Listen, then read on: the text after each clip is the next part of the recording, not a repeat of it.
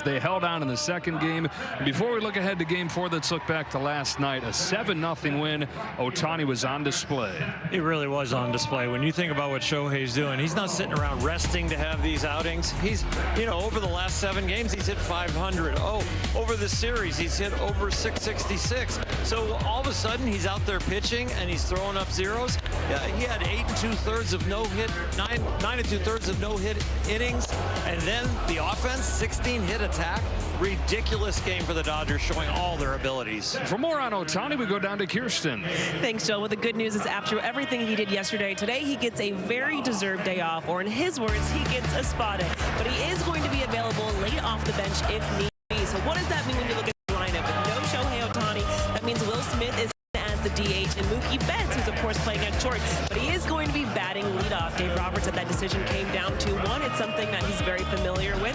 He's done it quite a bit in the past, but also if you look at Mookie Betts' offensive numbers, in his last 8 games, he does have 8 hits, so Dave Roberts does believe that he is slowly but surely getting back on track, guys. All right, Kirsten, Ohtani's start last night was just the latest for this rotation to be awesome. 10 consecutive games, 2 runs or fewer, 1.66 ERA in that time. Do not forget that these guys are out there without Snell, without Glass now, but they're getting it done. The youngsters have come along, and the guys that are supposed to get it done, like Yamamoto and Ohtani, are getting it done. And here's one of the youngsters that is really pitching his way towards the All-Star game. He is getting it done with contact, but in his last start, a lot of strikeouts. Robleski's velocity's up, the sharpness of the breaking ball's there, and look for another good outing tonight. All right, Robleski for the Dodgers, Ryan Nelson counters for the Diamondbacks. The final game in this 4-gamer coming up from Phoenix on Sportsnet LA.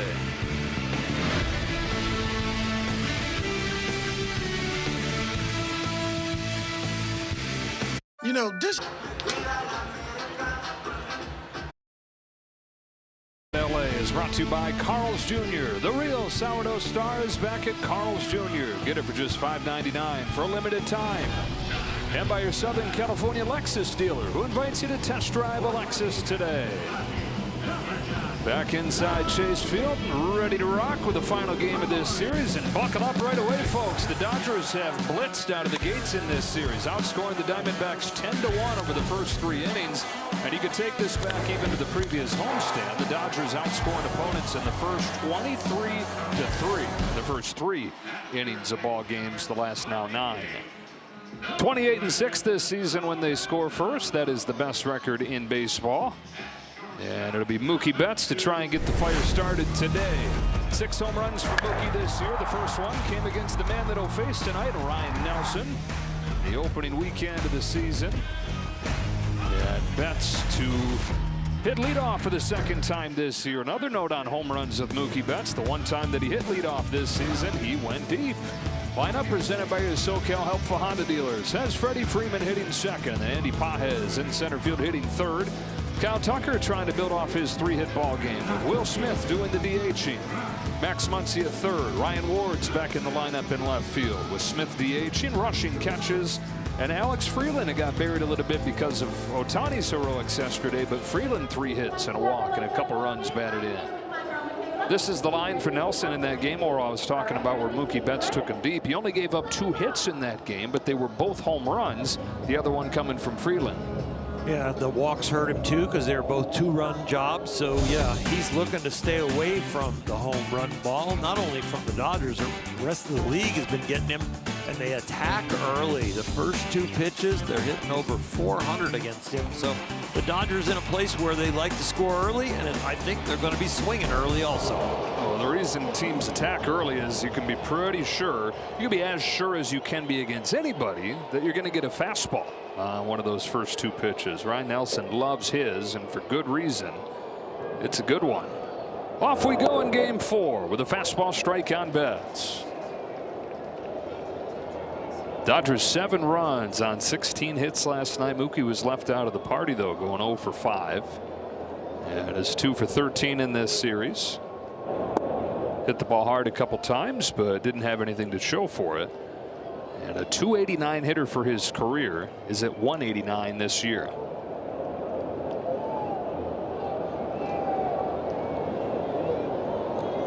Now the 1-1 from Nelson. He watches strike 2. no-show lineup, no Shohei as of right now. Maybe a big pinch hit later, but a spa day scheduled for him today with all the work, outstanding work he did yesterday. To short and caught by Perdomo. Yeah, it wasn't just the 6 scoreless innings. It took his ERA to 0.74. He also reached base 5 times yesterday and now has his average above 300. Even with all the issues that he was having late April, early May, average above 300, on base leading the league. Freddie Freeman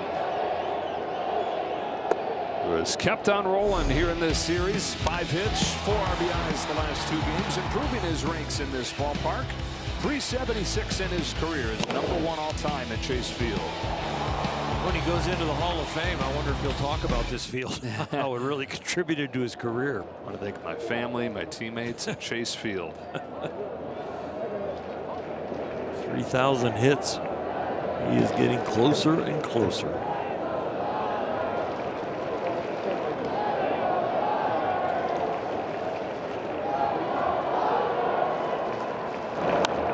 .2,493.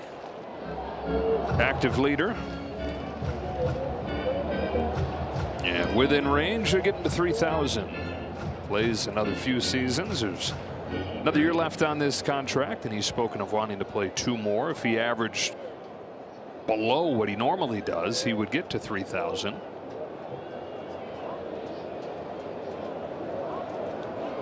Two on from Nelson is popped up. Arenado gives it a look, and foul ground, not quite enough room. I think for Freddie, yes, that's a personal goal, 3,000 hits. I think it'll be a family goal at some point. The closer he gets, I think there's going to be more people on the bandwagon saying, keep playing, Daddy. 3 boys and a girl. As kids in the family, the boys love watching him play. Girl tugging at his heartstrings a little bit. Bounce it down to first for Vargas, and 2 up and 2 down for Ryan Nelson. Talking about that a couple weeks ago, Ken Rosenthal had a conversation with Freddie where he said, yeah, I've talked about wanting to play through 40, but having a baby girl has made me take a step back and say, okay, maybe, but not definitely. I think it's probably a different mood when you're on the road compared to when you're home. When she's a newborn and new to the family, and you're falling in love with her from the moment you meet her. I'm sure mixed feelings. Something different about having a baby girl. Andy Pages takes inside. He's ahead 2-0. Double and a walk yesterday. All-Star voting just opened up yesterday, and so Andy will be in the conversation in the coming days as you get the first voting totals.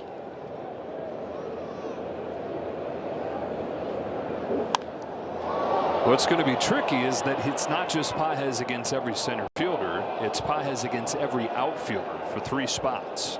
So it's not just him trying to beat out Michael Harris and dealing with Pete Crow Armstrong's superstardom, but you also got Juan Soto and James Wood, who's having a monster year, and Corbin Carroll here that he's up against for those 3 spots. Andy's advantages are his statistics are worthy, and the Dodger Stadium home audience. Get out and vote. Fans, get out and vote for this guy. He doesn't have the popularity of some of the guys he's going to go up against, but he deserves it. .291 average, 13 home runs, 1 shy of the team high. 51 knocked in to lead the majors, and one of the most valuable defensive guys in the game. Down on a high fastball, and Ryan Nelson works a 1-2-3 first. Here comes Justin Robleski.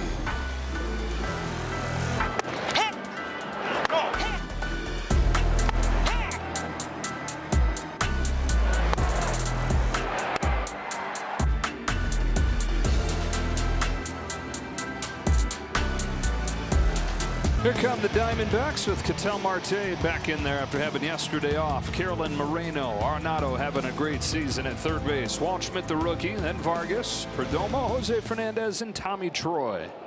First pitch from Justin Robleski is lifted to left center field. Ryan Ward caught off by Andy Pages. 1 pitch, 1 out. Coors Light cold hard facts. Career high 9 Ks against the Phillies on Friday. Went 7 innings in that game to get his 7th win. 7-2 with a .287. A nice all-star case being made for the 25-year-old lefty. Going for win number 8 tonight. He would be the 5th National Leaguer to reach that level. It's a ball on Corbin Carroll.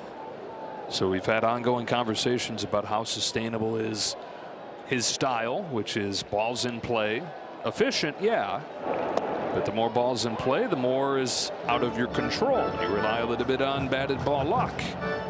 And you figure there may be some regression coming, and then there was regression. He had a 6.5 ERA over a 3-start span. There were 2 starts ago in Milwaukee. He gave up 5 runs in the first inning. That was the perfect storm, the perfect lineup to expose any kind of bad luck. But then all this conversation about the regression, and then he shows up a different guy with a fastball through the roof. All 9 of his strikeouts came on that fastball. Yeah, I really like what he's doing, and I think I was one of the ones that thought there might be a little regression, but you know what? The fastball's playing up, the slider's getting better. He's throwing mostly those 2 pitches at about 85% of the time. But the thing he hasn't lost is his location. Carroll's trying to turn this into a double. Pages throws late, and he does. Corbin Carroll, you can find him on the slugging leaderboards, not just because he can hit the ball far, but he turns singles into doubles routinely. This is an exciting play, a little off-speed pitch that he finds a hole up the middle, and because it's hit weakly, it doesn't get to the outfielder in time. Pages takes a glance, sees going, just doesn't get the throw down, but I think Carroll is probably going to beat it out even if the throw's on the bag. He is an exciting player. Gabriel Moreno takes a little high for a ball. Moreno's been one of their best hitters the last few weeks. He doubled in yesterday's game to break up Ohtani's no-hitter.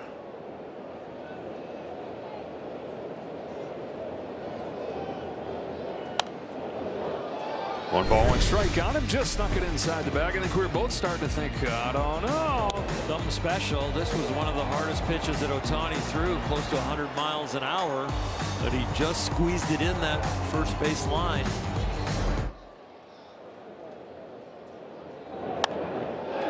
Swatted to right field. Tucker makes the catch. So hangs up for Kyle Tucker, and out number 2.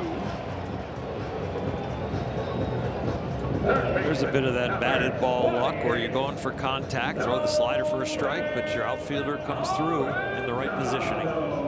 Now that was interesting hearing him talk about it after the 9 strikeout game. He said he thinks that the art of understanding when to go for swing and miss is a bit of a lost art.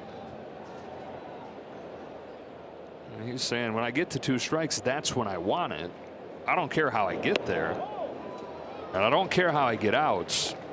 But he said it sure was fun to feel like once I did get to 2 strikes last week, I had what it took to put guys away with swing and miss. 1-0 to Arenado. Lifted to right field. Kyle Tucker.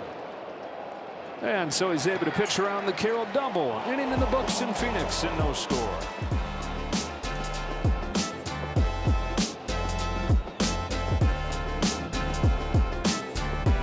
Yesterday's game 3 for his last 26 without a home run in a month, and he goes 3 for 5 with a 2-run shot and a swing he said that is the one that he's been searching for. Can't remember the last time he had a swing that felt that good.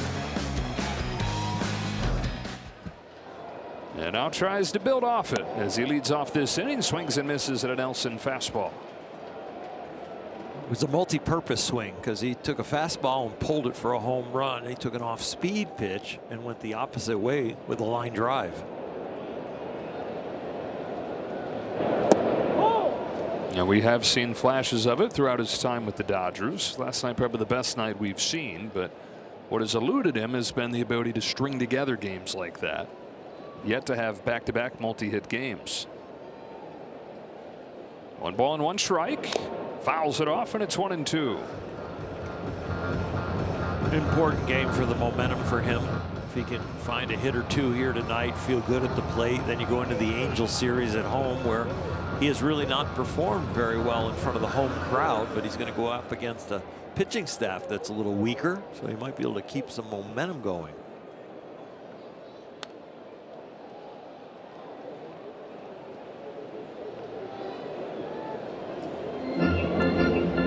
Dodgers trying to get their 17th win out of their last 21 games. 7.5 game lead over the Padres and the Diamondbacks. Padres already lost today, getting swept by the Phillies. They've lost 9 of their last 10. Punch left side, Arenado positioned well to get Tucker for the first out of the second. Arizona had won 11 of 13, but against bottom feeders. All 13 of those games came against the Rockies and the Giants. Well, now back-to-back series against first-place clubs in Seattle, and then this series against the Dodgers. They've dropped 5 of 6, so got to be having some thoughts creep into the backs of their minds, like, who are we? You know, you feel like you're getting hot against the teams that aren't very good, but back in their place in these 2 series. Strike on Smith. Well, who are we, and are we going to get healthy? And they thought they were going to until the news about Corbin Burns. Do have a couple position players coming back, a couple relievers coming back, but yeah, the Burns news that he's going to be out until late this season instead of a return imminent. That's a gut punch. Makes a guy like this and Ryan Nelson that much more important.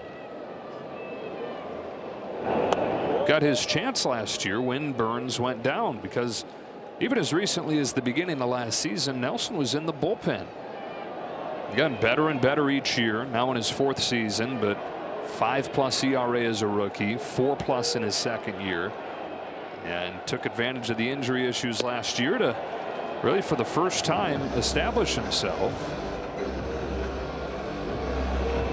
And his season has matched that of the entire staff, where he was bad over the first month.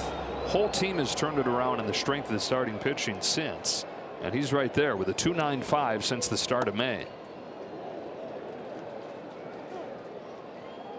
He needs to be accurate like all pitchers, but because of the over-the-top delivery, there's not a lot of intimidation for the right-handed hitter to flinch a little bit, because he's coming right out of his head, straight at you. You don't feel like he's going to hit you. He walks Will Smith, and the Dodgers have their first base runner. A word from Kia.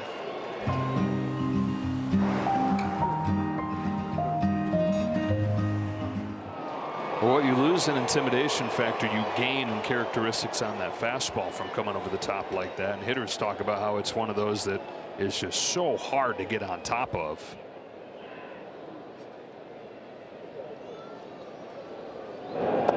Well, he hides it really well. When he takes the ball out of his glove, it goes down by his thigh and his hip, and then he brings his arm up through the back of his body, hiding it from the hitter, and then all of a sudden it just appears on you. So it's comfortable, but it's a late look. Bounce it to first, could be 2. Vargas steps in the bag, and a tag at second finishes off a double play. Dodgers get their first base runner, but the twin killing helps Nelson face the minimum.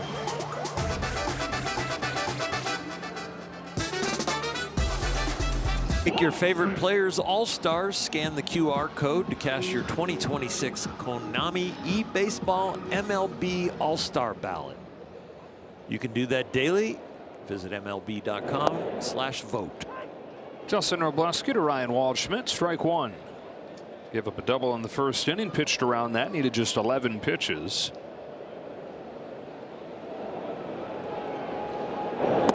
Back at the scene of the crime, where one of the worst starts of his career, one of the worst starts really in any career. He gave up 10 runs in a game here, September of his rookie season.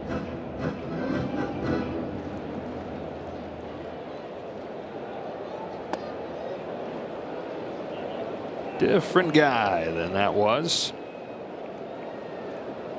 He's a warrior. Even in those bad games, he is a warrior. You never see the body language really change. You don't see him pout.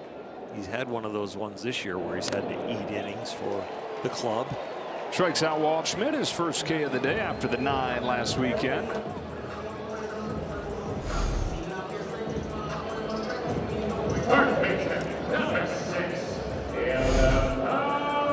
if he and the Dodgers get 7 of those today. Everybody gets a free Jumbo Jack with the purchase of a large drink to start the Freeway Series tomorrow. 1 away. Here's Vargas. Fastball for a strike. It's funny you mentioned that, him being a warrior even in the games where it's not going right. His fastball really took off against the Phillies, but he says he felt it click after he gave up those 5 runs in Milwaukee and still went 5 innings in that game. So he's getting knocked around, but then still got through 5 innings and unlocked something with his heater in the process.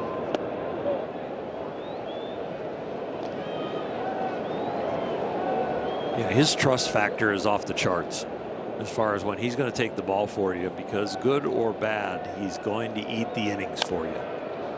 Vargas to a charging Muncy. 2 out. And that has so many residual effects of protecting the bullpen, knowing that your manager and your players out there, you're going to continue to pound the zone even though you're giving up hits, so the pace of the game doesn't feel like one of those arduous ones where, oh my God, we're out here for 4 hours with this guy and he can't hit the broadside of a barn, but we got to leave him out there. No, he continues to attack, and he's got a lot of trust and respect in the locker room. Gerardo Perdomo takes ball 1. Yeah, the defense, it seems like it's extra good behind Robleski, but that's works hand in hand. They're all ready to play because they know the ball is going to be in play and that it's not going to be an hour between those pitches.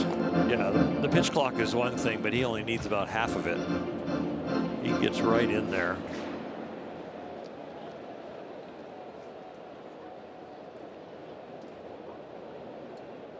Comes home with a 1-1 and has strike 2 on Perdomo.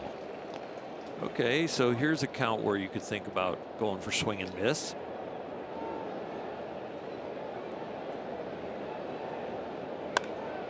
Ground ball to first. Backhand Freddie Freeman takes it himself. 1-2-3 second.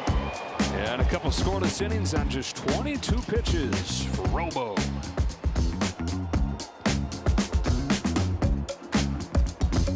Back-to-back world champion Dodger baseball on Sportsnet LA is brought to you by your local Kia dealers. Visit Kia.com to discover movement that inspires. No score, top of the 3rd. Ryan Nelson to face the bottom of the Dodger order here with Ryan Ward the lead off. Bounces the first one he sees to Ketel Marte. And both these pitchers locked in early on. Nelson's getting a lot of outs, but he's getting it with pitches out of the zone. 10 of 27 pitches coming into this inning have been in the zone only. Those 17 out of the zone, the Dodgers have chased 6 of them. 1 away, Dalton Rushing. Takes a little bit low for a ball. Started on Tuesday, had his first multi-hit game since May 6th. That his first extra base hit since April 20th. Catches today, both catchers in the lineup, with Smith moving to DH and Ohtani out. Dalton getting sporadic at bats, but here getting a few here in this series. His swing is the kind of swing that can really hold up when you don't get a lot of reps. It's short, it's quick. The main thing he has to work on is chasing strikes.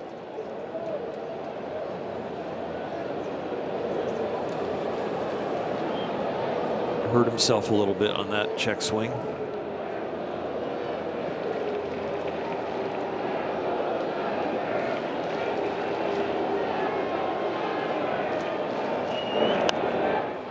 Stays alive here.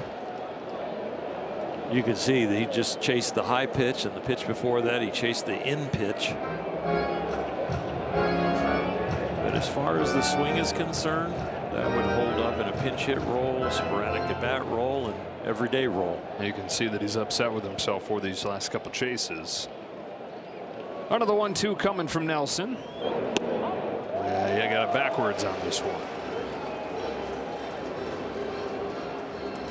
2 gone in the 3rd, working on a win presented by the Home Depot. Here comes Alex Freeland, who went 3 for 4 with a walk and a pair of RBIs yesterday. 375 in his 6 games since coming up. That includes 6 out of 11 with a couple walks the last few days.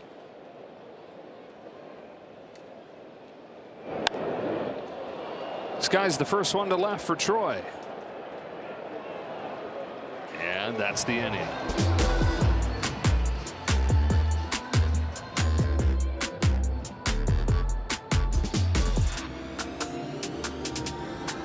The first 40,000 fans on June 20th will take home an exclusive Shaquille O'Neal bobblehead. For tickets, visit Dodgers.com/promotions. Moving along to the last of the third, Jose Fernandez grounds the first one foul, trying to bunt his way aboard against Justin Robleski, who's given up one base runner through two, but that's it. And statistically, the Diamondbacks have had their chance, and it's gone now because the first two innings, the ERA is 5.5 for Robleski this year, but from the third inning on, the only guy that has a better ERA than Robleski is Ohtani. 1.13. Third inning forward. Once he gets his sights set, finds a feel of the mound and his mechanics and the ballpark and the vision looking in from getting the sign. Yeah, you feel good. That's what they say about most great starting pitchers. Get them early. You know, you mentioned that rough outing in Milwaukee and how he's a warrior. Well, since the third inning of that start in Milwaukee, he's given a 1 earned run on 2 hits in 12 innings. Yeah, the lone run that he gave up was on the lone hit that he gave up against the Phillies on Friday night, and a Kyle Schwarber home run.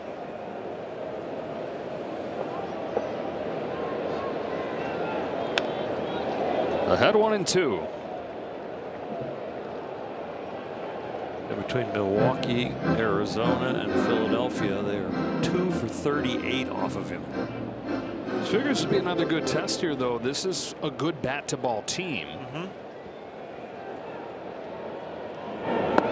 Not right there, though. Fernandez waves over the slider, and he's got his second K. Yeah, he ended the second inning with Perdomo in a 1-2 count. Got the ground ball to first, but it was a 1-2 count where he could put him away. The slider at the end, the last inning, was a little higher than this one. This one was down where you get the full chase.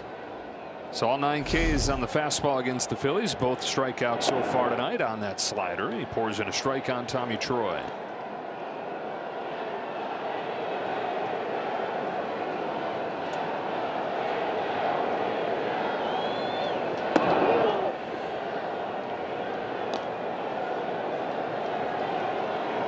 Really, from one extreme to the other in the kinds of lineups that he was facing the last 2 games. The best bat to ball team in Milwaukee, and then a team that swings and misses a ton in Philadelphia, as Troy lines a base hit into center field.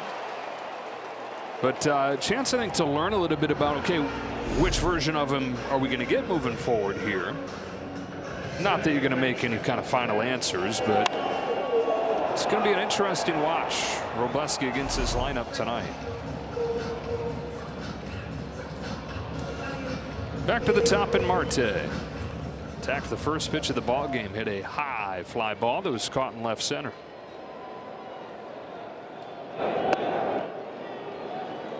Marte just 1 hit in this series. Just 1 hit in his last 19 at-bats. This coming on the heels of the hottest stretch of his career.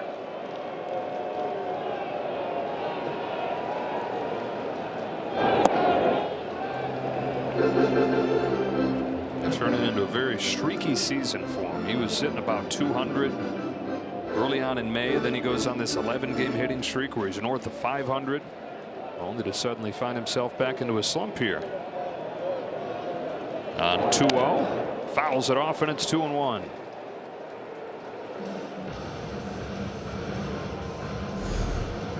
Looked like he was trying to big swing himself out of a slump. He got a 2-0 breaking ball.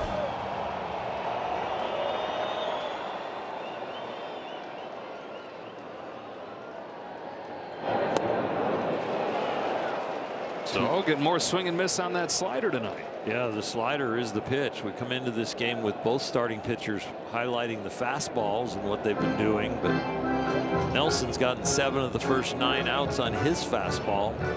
Robo's getting his outs with his slider.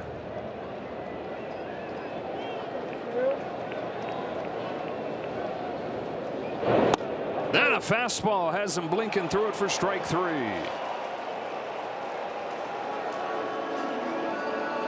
Fell behind 2-0, then pitched him backwards with 2 breaking balls to get back in the count, and then freezes him with 96. That's 3 for Obleski, 4 more, and Jumbo Jacks for all. 2 outs, and Corbin Carroll hustle double his first time. Takes a first pitch slider for a strike.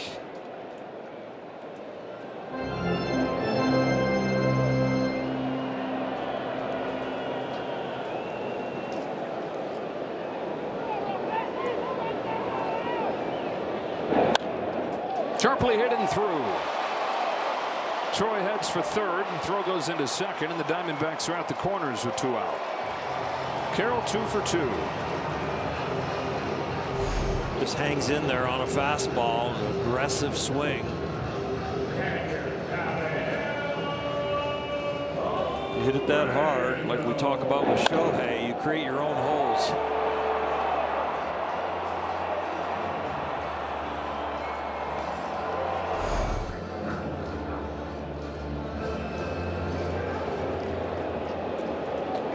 So Moreno with a chance to get the Diamondbacks on the board. Troy at third, Carroll at first. Sharply hit, but Betts with a clean play. And that's the inning. Diamondbacks strand 2. No score after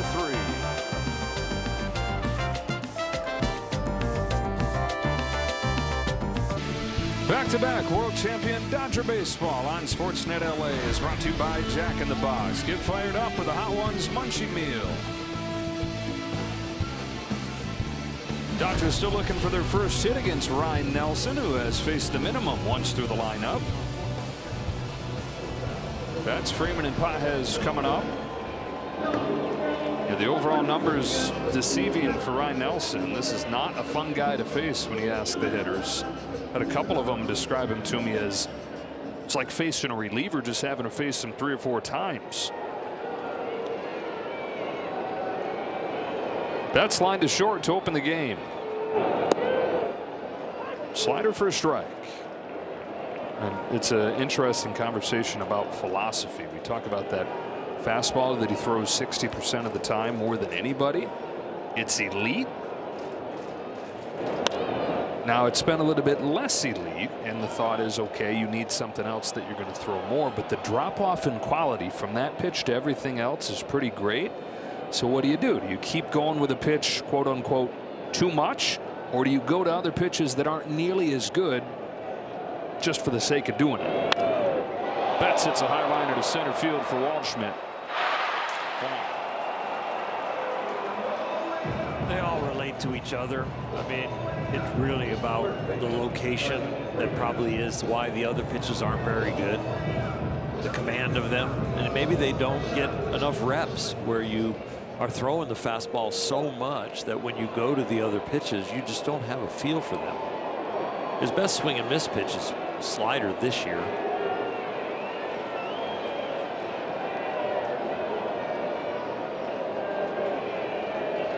Freddie Freeman grounded out his first time, got a first pitch curveball and popped it into foul ground. Arenado to put him away. Let's get a word from Jacoby and Myers. Injured in an accident? Call Jacoby and Myers, the official law firm of the Los Angeles Dodgers. The other thing I would do with the other pitches if they're not successful is I would start experimenting with new grips. And he's done that a little bit. He's added a sinker over the last month. He's turned his one of his breaking pitches into more of a cutter. With his delivery, he should have a good curveball. That's straight over the top. And over the top, get to the front of the baseball, make it spin on a 12-6 on your clock, and go straight down. And he could have like an optical illusion curveball if he could figure out a way to get the right hand discipline and the right grip. There's no reason he shouldn't be able to spin a baseball with that delivery.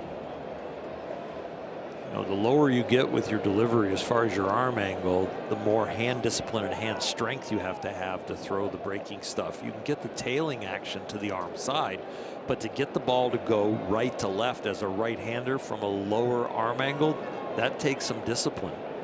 But over the top like this, it sets it up a little bit better to be able to spin the ball. Grounded foul, and the stadium scoreboard had it 0-2 and then switched there. It was 1-1, so now 1-2. Big athletic frame. He was a two-way player at Oregon. His eye condition, keratoconus, where your corneas warp, that ended his career as a hitter. Issues with contacts. You can't see, probably can't hit. So it was a bummer that it ended his two-way career, but he's mentioned that he thinks without that happening, he probably wouldn't be who he is as a pitcher, because you're able to pour everything into that. Help him get drafted.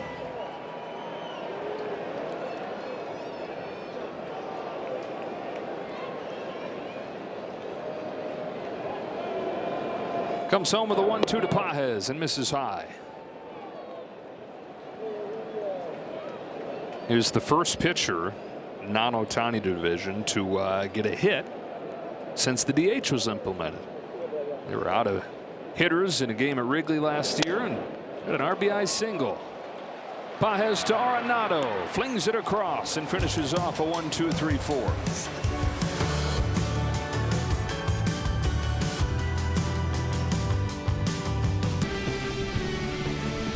Be one of the first 40,000 fans on June 6th and get your exclusive Tyler Glasnow Starter Series bobblehead presented by Blue Shield. Visit Dodgers.com/promotions for more information. Arenado starts the bottom of the fourth for the Diamondbacks and rips one foul. Arizona out hitting the Dodgers 3-0. But nothing to show for it. Continued issues with runners in scoring position for the D-backs. 2 for 20 in this series. Little bit inside. Count evens 1-1. Robo giving up hard hit balls tonight, but good thing is they're at him. 6 of the 9 batted balls have been classified as hard hit.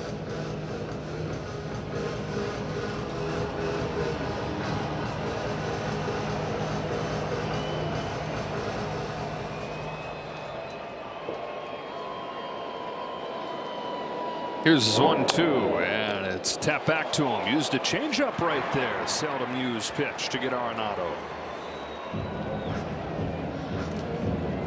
Changeup might be seldom used, but strikes are not for him. He's almost at a 70% clip tonight. Well, he said, I mean, you go back to the start against the Phillies, it didn't have anything to do with the change in mindset that those strikeouts came. It was a little tweak mechanically that helped him click in and get a little more velocity, but the mindset stayed the same. I'm coming after you. Looking to get early contact, and then if I get you to 2 strikes, then we'll talk about it. 1-0 to Ryan Walshman.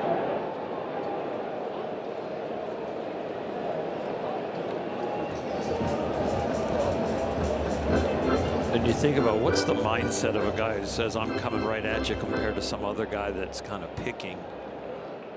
There's just no fear. And so when he goes to release the ball, there is no flinch.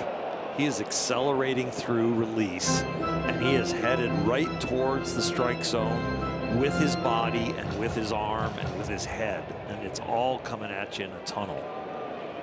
He's not trying to pick. It's going to stay foul.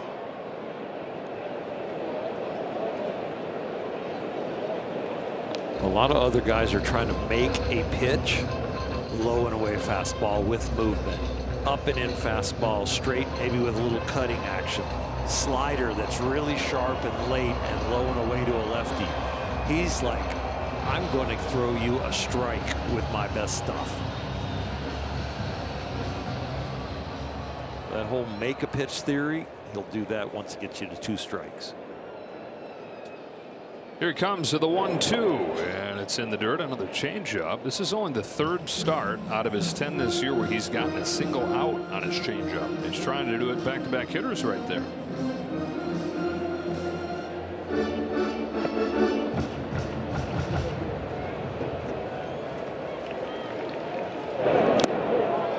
He's got his 4th strikeout.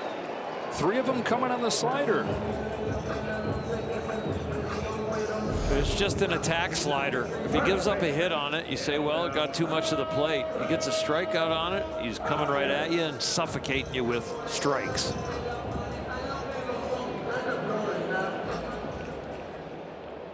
Yeah, so we have a legit pitcher's duel going on. Robleski for the Dodgers, Ryan Nelson for the Diamondbacks. Ball one on Ildemaro Vargas.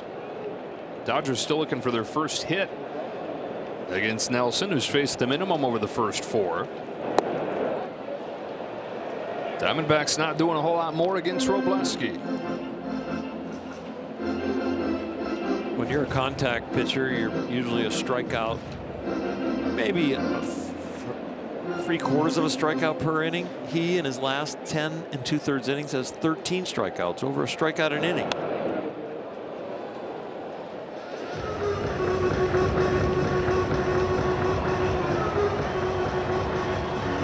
Nelson in his own world, and Robo with another 2-strike count.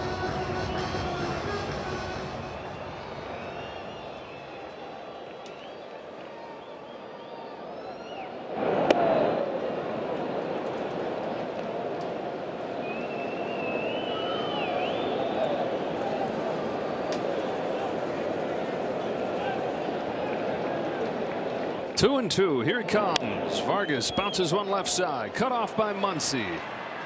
1, 2, 3, 4th. Justin Robleski.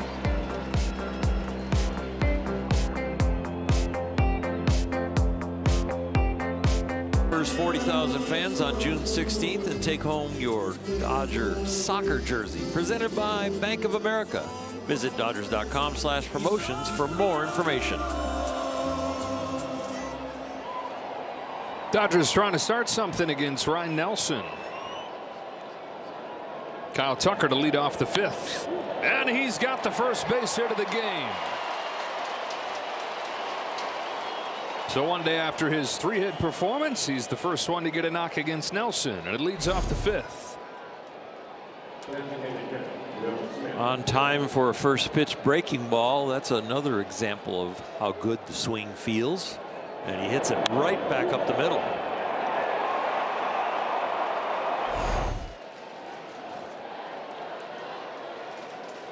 First base runner, first hit. Second base runner. Smith was the first guy to reach with a walk in the second.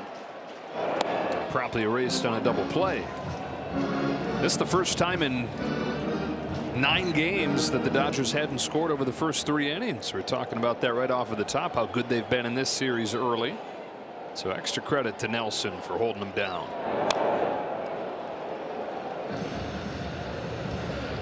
Gives up the hit, but gets right back in the strike zone to an 0-2 count.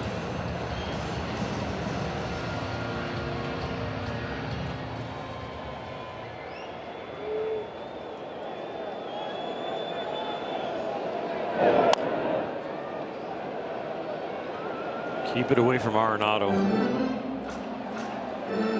It's like instant double play over there.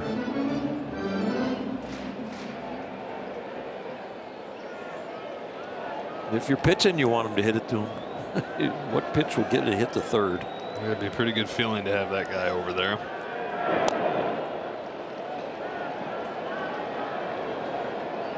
Arenado, perennial all-star. Seemed like he had a monopoly on the position. Gold gloves and all-star starts. Statistically, Max Muncy probably the guy at this point for the National League. It was Machado who started last year, but Machado's sitting a $172. Muncy has a pretty large lead on everybody when it comes to OPS among third basemen. Dodgers haven't had a third baseman start the All-Star game since Ron Cey in 1977. Grounded towards the middle. Perdomo's there to second 1 to first 2, and he has still faced the minimum.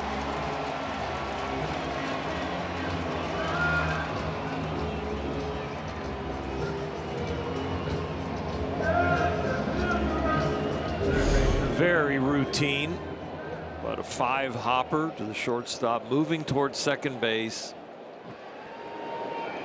It's about as easy as it is in practice. 2 outs for Muncy. Swing and a miss on that fastball. Muncy bounced into the first double play and is now 0 for 10 with 6 strikeouts in his career against Nelson.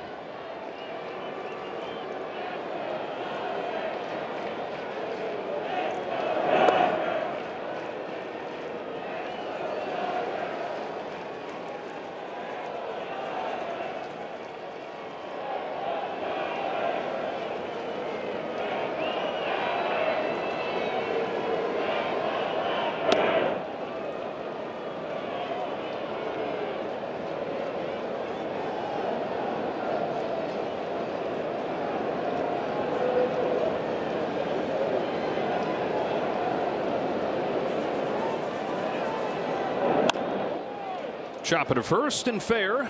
Ildemaro Vargas to the bag and a collision. Muncy's safe and hurt. Both guys.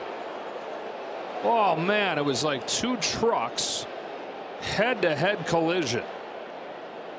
And it was like they were playing chicken and nobody was giving in. One working hard to get an out, another one working hard to get a hit.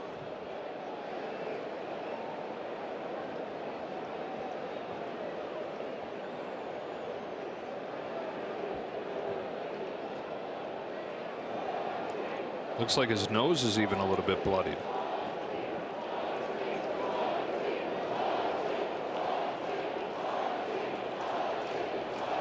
Maybe his glasses got pressed into his nose.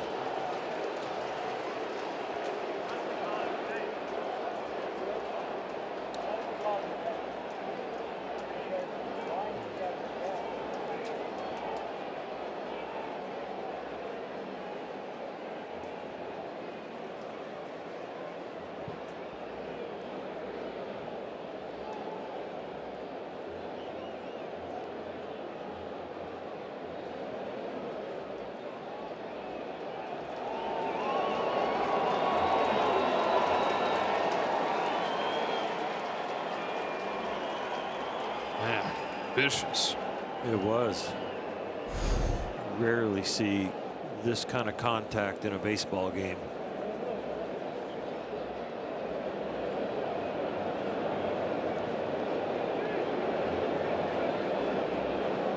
Vargas's head to Muncy's glasses.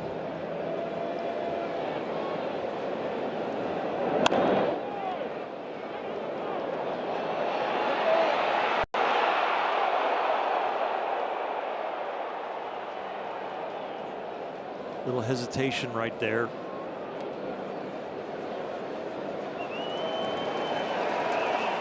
Max Muncy, a big fella.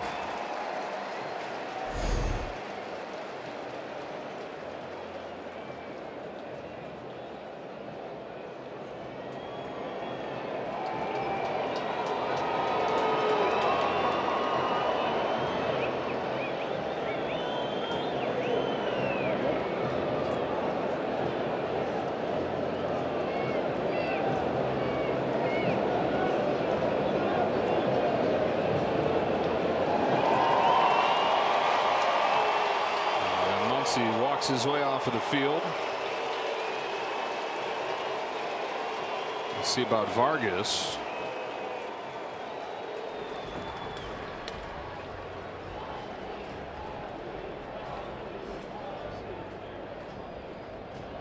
He's going to leave the game as well.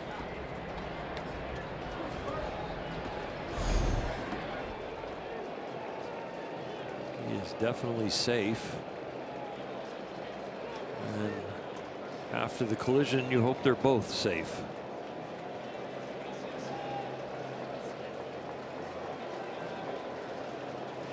So Pavin Smith's going to come in and play first base. Santiago Espinal replacing Max Muncy, and he'll take over at third.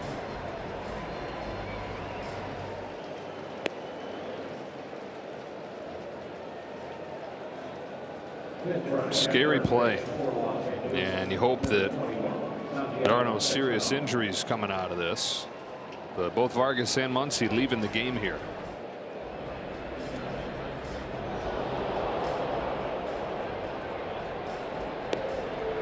It was really scary. We don't see collisions like that anymore because of the rules, the Chase Utley rule at second base, the Buster Posey rule at home plate.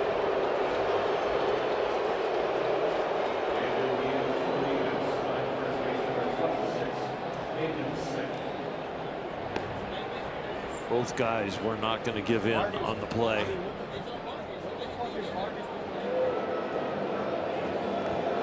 Mac's probably going to end up with a little shiner from that impact around his eye.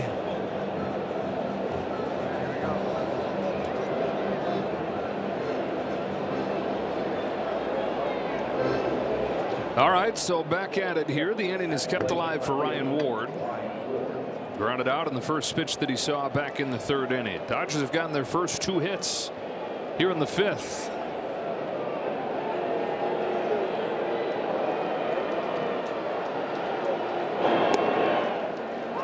Started him with a cutter, got a strike. It was a big price to pay for Max to get a hit. He's been looking for him. Not sure you ever want one like that again.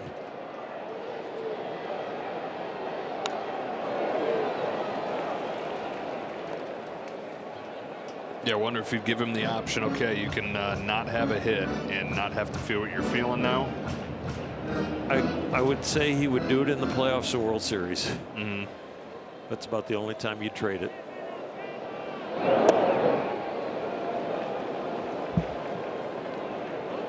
In a 162 game season on a random Thursday night in Phoenix, it hurts more. Very professional from both guys. 1-2 on Ward. Here comes Nelson. It's by the hands and the count evens up.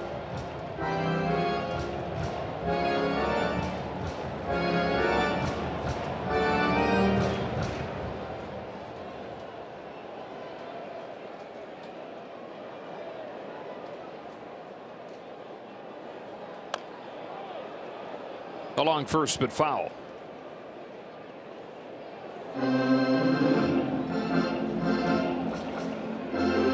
Ward looking for his first hit since his home run on Sunday. He's played just 1 game in this series. It was on Tuesday when he went 0 for 4.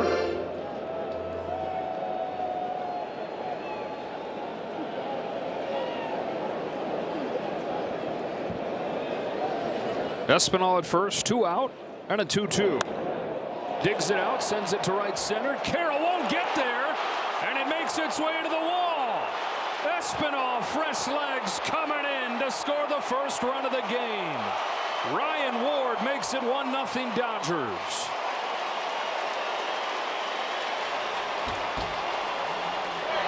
Ryan Ward reaches for this ball, but he gets the barrel on it. I think Carroll misreads it and thinks he's got to come in, so he's got an angle on his route that makes him overrun it. This ball's got backspin and harder than he thought. And he gained probably 10 to 15 feet closer to home plate when Carroll was running towards that ball. That was just a bad route and a good piece of hitting to hit it that hard with that lack of balance at the plate. Wow, so how about this sequence? Dodgers go from nothing through 4 innings to getting their first hit to this giant collision. Muncy's hustle keeps the inning alive, and then Ryan Ward, with everybody still buzzing about that, smacks a double to start the scoring. Yeah, if Nelson gets off the mound prior to the collision and covers first base, he's out of the inning, and he's still at a 0-0 game. Ahead of rushing 1 and 2.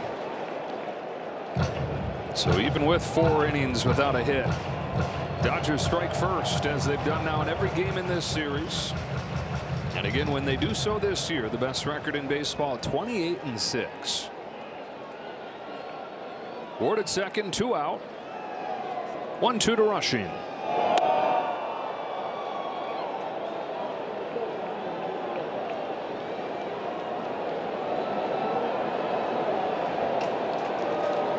Robo having a significant wait to get back out there, but Gladly walked a wait mile. gladly wait when you get a run, though.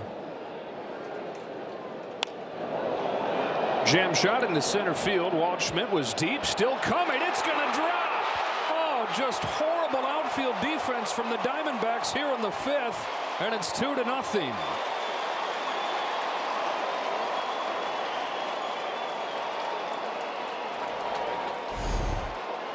Easy to see, hard to understand. This ball is up there for a while, and you don't lose it in this roof. It is dark. He is deep, but why is he pulling up? He's the center fielder. He's the captain of that area. The left fielder does not have a right of way there. You've got to run through that ball and catch it. Wow. Defense is strength for these Diamondbacks typically, but it has had a large hand, and the Dodgers taking the lead. You got a pitcher who doesn't cover first. You lose your first baseman. Dodgers lose their third baseman. You get a poor route running by an all-star in right field, and that ball goes to the wall and scores a run, and then you get a bloop hit to center where the captain of your outfield doesn't take control. Especially considering the guy that he's given way to there is brand new to the outfield. And Tommy Troy, you'd think he'd be extra aggressive. Freeland drives the ball to left center field. Walt Schmidt started on, now goes back and gets there and ends the inning. But the Dodgers break through. 2-0, halfway home.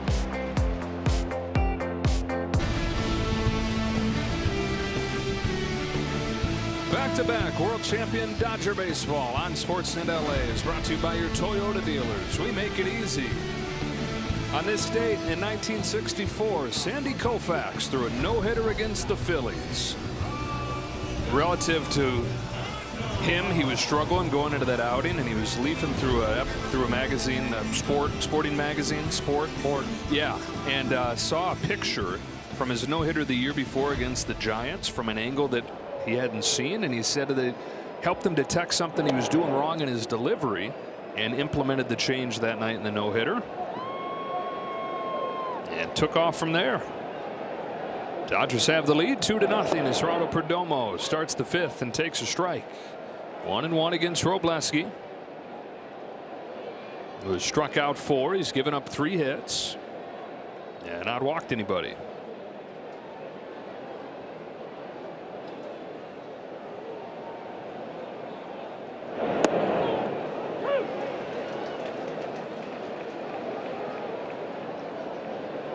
You think about how many things there are guys pitching these days that they have that somebody like Sandy, which wasn't that long ago, didn't have. The video, the health advances would be the biggest thing when you're thinking about Sandy.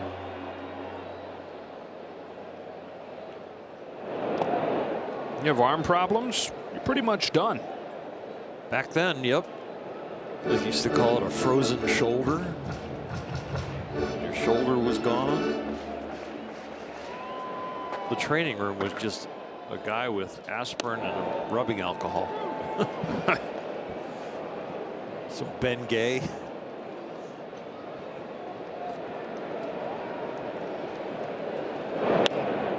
Perdomo slaps this one by Freeman for a leadoff hit. That's more Geraldo Perdomo's game that they're hoping to see some more of. When Perdomo broke into the big leagues, he was about energy and scrappiness and just find a way to get on any way that he could. He had 14 home runs his first 3 years combined. He had 20 last year, which is great, but it also, they think, kind of skewed his perception of who he is. That guy right there that you just saw is who they think that he should be leaning into. Rip to left, right at Ward. He's got it. And Fernandez is out number 1. And now a word from Pizza Hut. Los Angeles fans know who the real MVP is of game day grub, cause no one out-pizzas the Hut. Early contact, but hit hard. Ropo's getting some balls hit at him. Nelson was not as fortunate in the last inning. Troy, who singled his first time, watches one break in for a strike. One of the ways for the balls in play style to be more sustainable is for the contact to be weak, which for a lot of the season it has been against Robleski.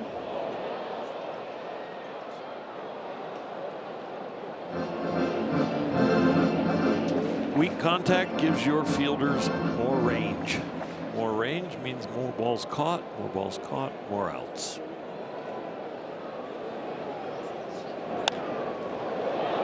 Popped up down the line. Tucker's over. Does he have room? He does.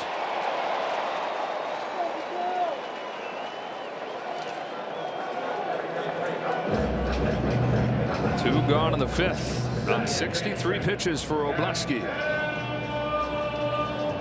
He's fifth in the National League as far as efficiency, averaging a little bit under 15 pitches an inning. Even better than that tonight. Not out of the woods yet here in the fifth. Back to the top of the order in Marte. Takes down with a changeup. Marte 10 home runs this season to lead the team. Your first job is to keep him in the ballpark right here with 2 out, man on first. In on him. No major mistakes to this guy. Make a few hits in a row, score a run. Do not let one swing tie this game up.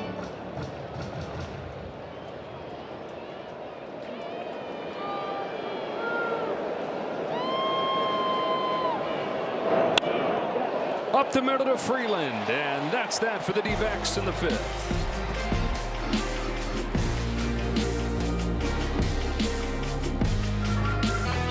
Two painful runs for the Dodgers. Nelson watching a play, a routine 3-1 out. No, turns into a collision. We learn to lose 2 players. 2 out, man on first. Corbin Carroll, bad route. Run scores. Blooper. Walt Schmidt doesn't take over in center field. That falls in, and the Dodgers are up 2-0. Diamondbacks have 7 of the 8 hardest hit balls in this game, but trail. Top of the order against Nelson. 1-0 on Mookie Betts. Who's lined out twice. Lifts his fly ball to center field. Routine for Walt Schmidt. And the first out of the 6th. Dodgers get those 2 out runs at their 20 and 21st 2 out runs since May 23rd, which is 3rd in the National League. So they are starting to extend their innings and push runs across. Freddie Freeman has had 5 hits the last 2 days. 4 runs batted in the last 2 days. Looking for his first knock tonight.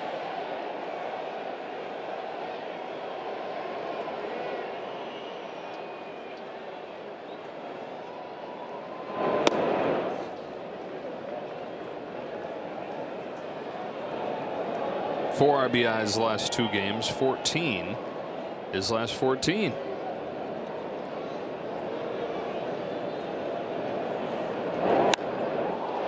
On a line to center field, right at Walt Schmidt. That 5th inning for the Dodgers reminded me of Game 6 and Game 7 of the World Series, where the Dodgers take care of details and the Diamondbacks just did not. Just like they won the World Series because they took care of the details against the Blue Jays. Anytime you see a pitcher fail to cover first, it brings up 2024 World Series Game 5 in New York. Pages lifts a fly ball to center, and a hat trick for Walt Schmidt in the 6th.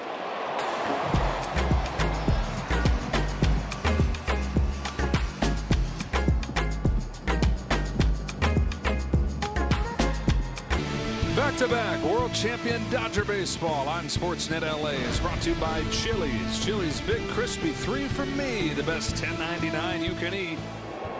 Corbin Carroll swings and misses at Robleski's first pitch. Justin Robleski doing it again. 5 scoreless innings. And ahead of Carroll 0-2.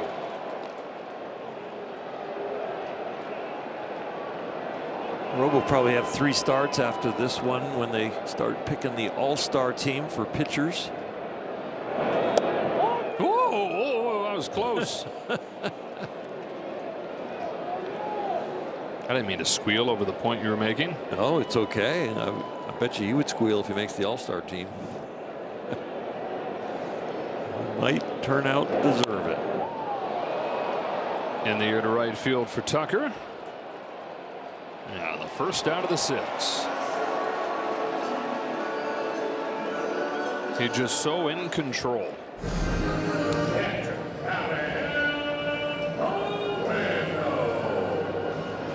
That kind of night for the all-star right fielder of the Diamondbacks.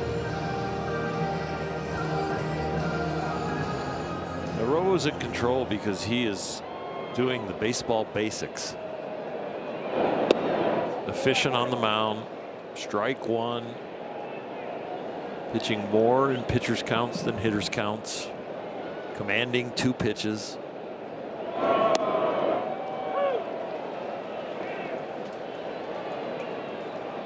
Now you got to remember, not much more than a year ago, I think that there weren't too many people outside of Justin that thought Justin was going to be a good major league pitcher.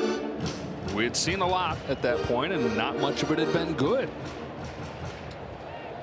Talk about the 10-run outing at the end of his rookie season here, and then the 8 runs that he gave up in D.C. early on last year.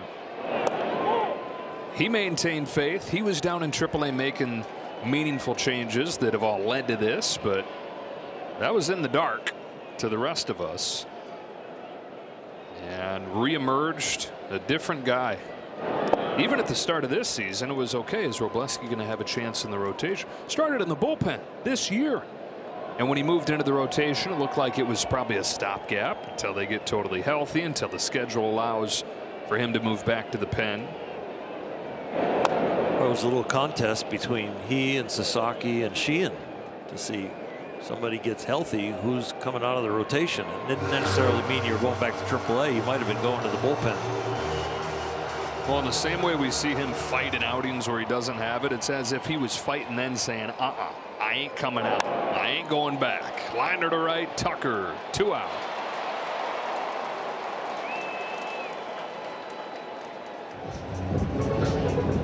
A lot of hard contact tonight, but the probabilities have been in his favor. That's why 300 hitters are Hall of Famers. There's still 7 outs in those 10 at bats.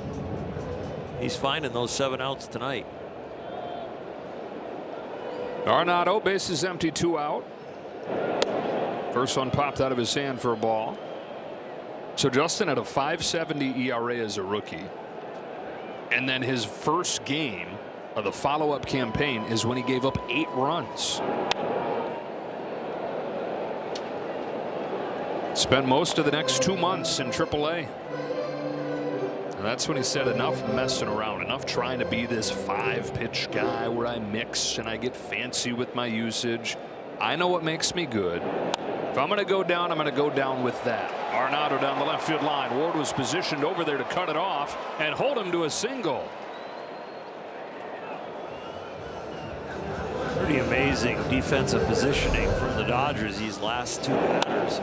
Moreno's line drive to right, you would think that that would have been down, maybe a double. Nope, it was caught. And now this one, you'd think for sure that's a double, but they had Arenado played perfectly. Strikes and contact. Margin for error thin. And with that 2-out base hit, tying run comes up. The former Ryan Waldschmidt, 0 for 2 today with a pair of strikeouts and without a home run in his first month in the major leagues. Into left center field. Ward on the run, not going to get there. All the way to the wall. Pages picks it up, guns it in. Arenado stopped at third. Wow, the power of Andy Pages' arm. And not just that, but he grabbed that ball in a flash.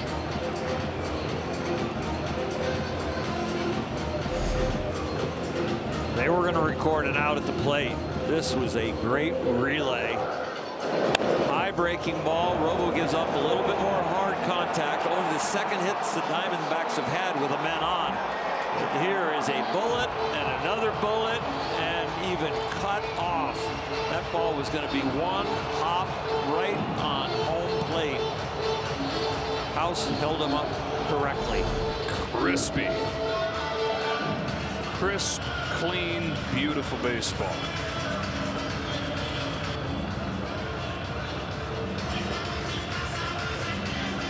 Dodgers 2 for 5 with men on with 2 RBIs. D-backs now 2 for 9 with men on and no RBIs because of that relay. And these are 2 plays where the Dodger defense has saved 90 feet. You put them together and still no runs. Kyle Hurt getting ready. Tying run in scoring position. Pavin Smith is up. And a challenge coming here from Rushing. Catch a challenge in the pitch. Well, you got a guy on the mound that's thrown almost 60% strikes. If it's close. Yeah, and it's overturned. ABS Overturned. Fabian Ardaya did a piece on The Athletic about the work that Dalton Rushing's been putting in to be better at ABS challenges. Oh, he's going to try to go 2 for 2. Catch a challenge in the pitch. We got a cross-firing left-handed pitcher thrown to the outside corner to a left-handed hitter. Back to back.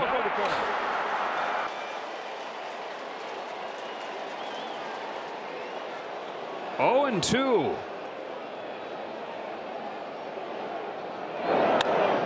Grounded to second, Freeland. The Dodgers and Robleski out of it unscathed.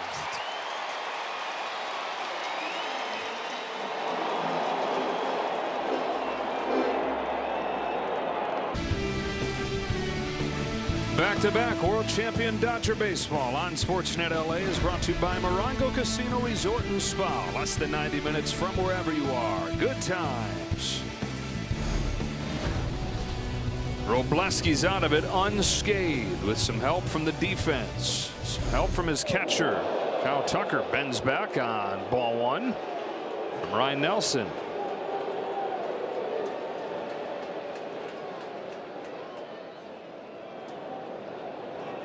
So many different elements to run prevention, and we saw all of them there in that little half-inning burst. Tucker up the middle and caught by Perdomo.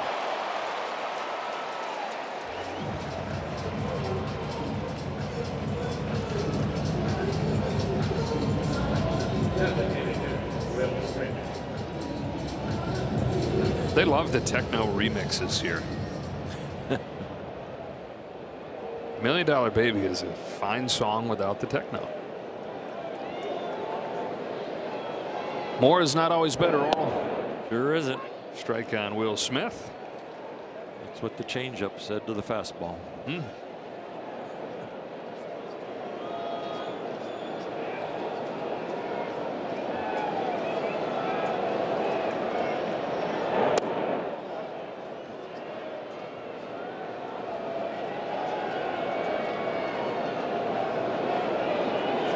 Ryan Nelson on the wrong end of an offensive slump. He's pitched really well.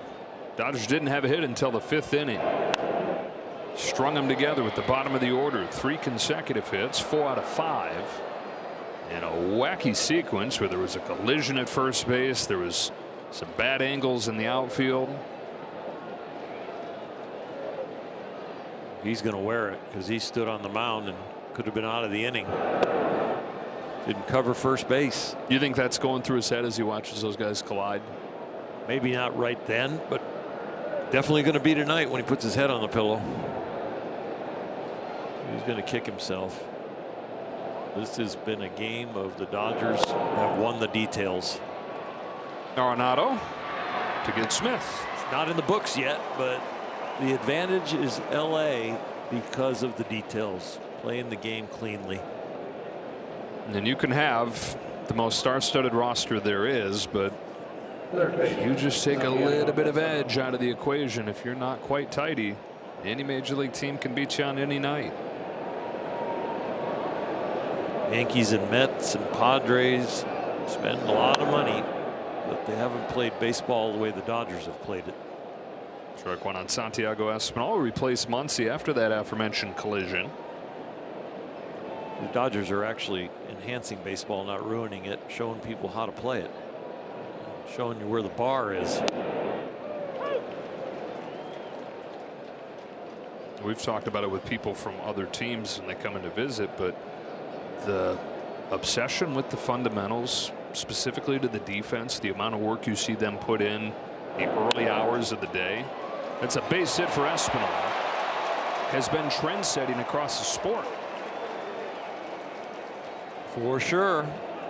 The way it's done, not just a few ground balls during BP, you with a fungo hitter at your position, but taking it as a whole team, taking it with live BP balls, taking it with soft tossing to coaches, so it's actually feels like it's a batter hitting you a ground ball.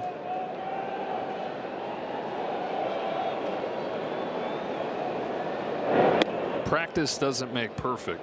Purposeful practice makes perfect. Yeah, and when it comes to defense, you are trying to get to like the 98% level. 97, 98% level. Turning batted balls into outs.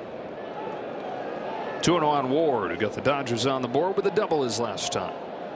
Think about Mookie Betts has only made one error this year.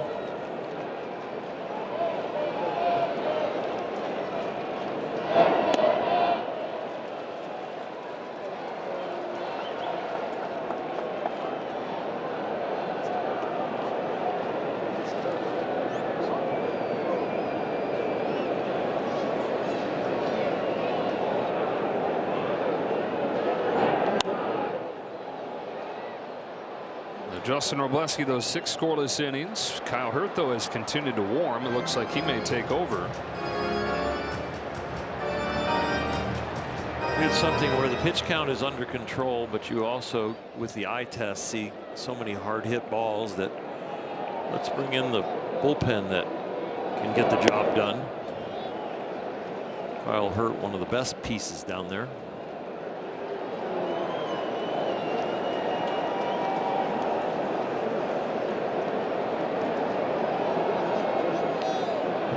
Three and 2 on Ward, and so a head start coming for Espinal. Here it comes. Do it again.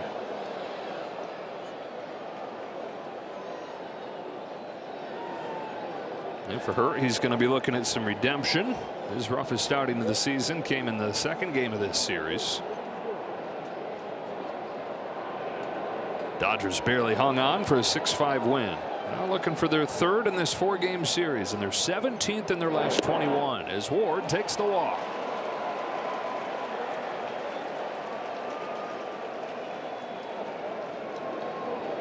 Nobody warming in the Diamondbacks bullpen. 88 pitches in. Rushing comes up with 2 on and 2 out.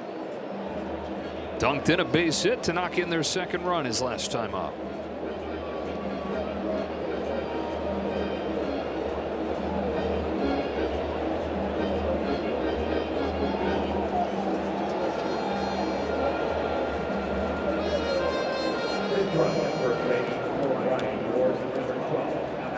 It's a big at bat for the Diamondbacks. They have not played well in this game, especially with what they've done on defense. A few walks, bloop hits, not covering first base, but they're still in this game, and they have given the Dodgers runs for their money in this series late in games. 7th, 8th, and 9th. They've stayed right on the Dodgers' heels. Seahawks calls pinch running for Ryan Ward, and that's been one of the staples of this team this year. They've won 32 games. 20 of them have been comeback wins. So Espinal at second and Call at first as Rushing climbs in 1 for 2. Hadn't had a multi-hit game in about a month. Going into his first start of this series. Now he got a chance at 2 of them in 2 tries.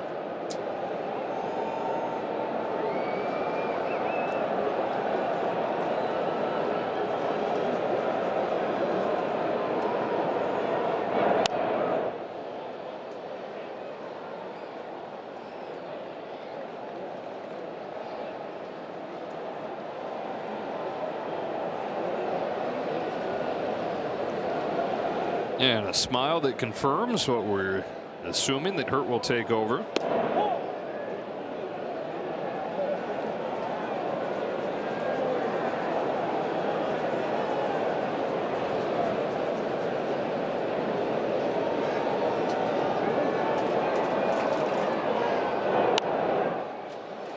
Backing out of play 1-2.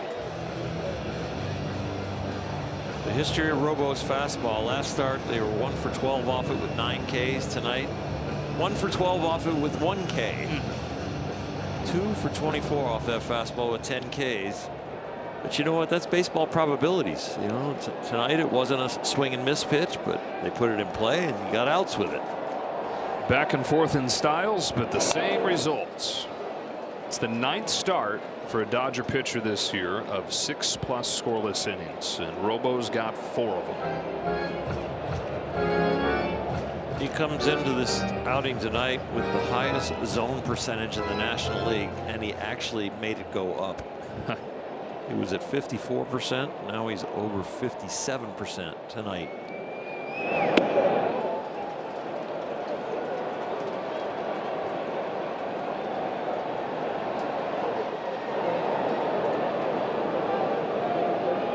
Ryan Nelson, who is in the 7th inning for the 6th time in his last 7 starts, trying to finish it off. Deuces wild. His 2-2 is swung on and missed, and that's the inning. 7th inning stretch brought to you by Sit and Sleep, SoCal's most trusted mattress store.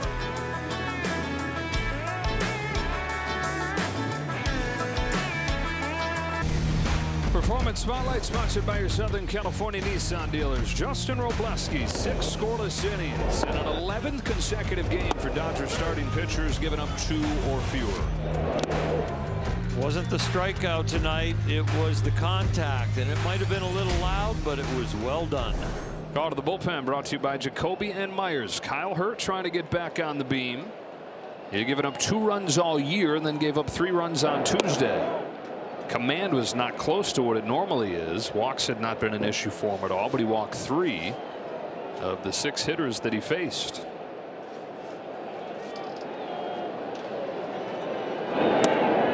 Change up, falls in for a strike, but Perdomo will challenge.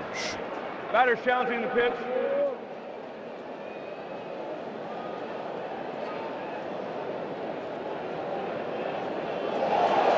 And he's right.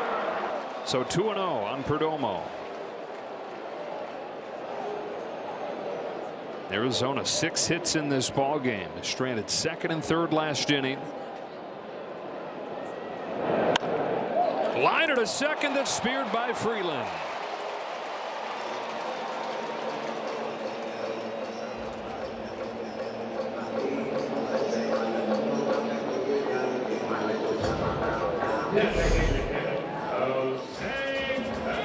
Got a little top spin, and that's what saved Freeland's range.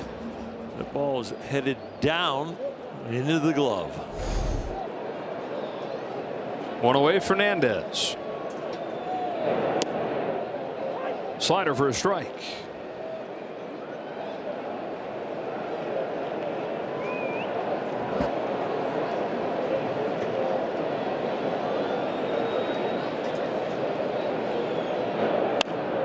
Ground ball, base hit.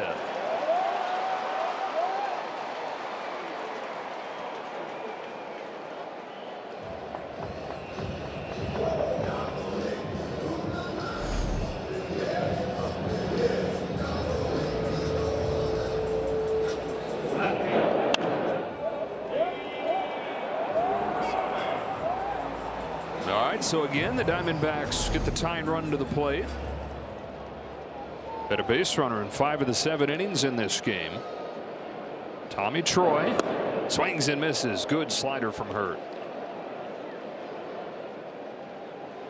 He doesn't throw that an awful lot, but 5% of the time. Predominantly, we know fastball changeup.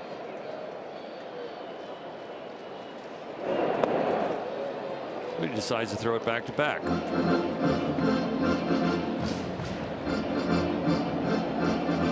It's news when we talk about Robleski being a 2-pitch pitcher. It's not news when you're a guy coming out of the bullpen.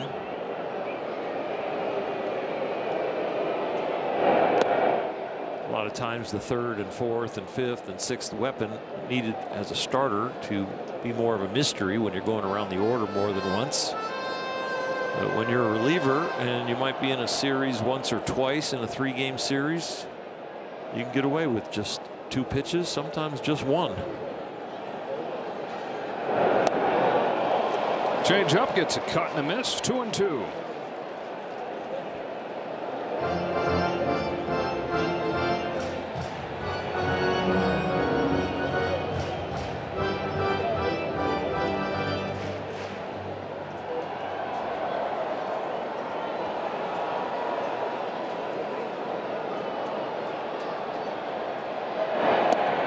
Did he go? Rushing's going to check to see if this is a strike. The ball took a good solid right turn back towards the strike zone and caught it. How about that? Ball's overturned. We're starting to talk about the work that he's doing to train his eyes for ABS. We've talked before about the traject pitching machine that they have at Dodger Stadium that can simulate pitchers' exact pitches. Well, that's for the hitters, but he started to put it to use for his eyes catching, for the same reasons that it's hard to be good when you're only hitting once every week or so. Strike one on Marte. Similar deal, knowing the strike zone as a catcher, that deteriorates a little bit when you go a few days without catching. So the way that he's keeping his eyes fresh and keeping that skill fresh is by doing his best to challenge himself on that traject machine, putting the gear on and doing the catching from it. Marte bounces it foul, and it's 0-2. Getting good results tonight. 3 for 3 back there.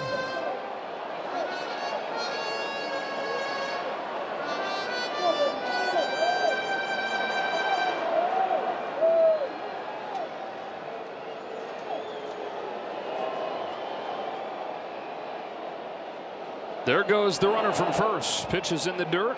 1-2. And Fernandez into second.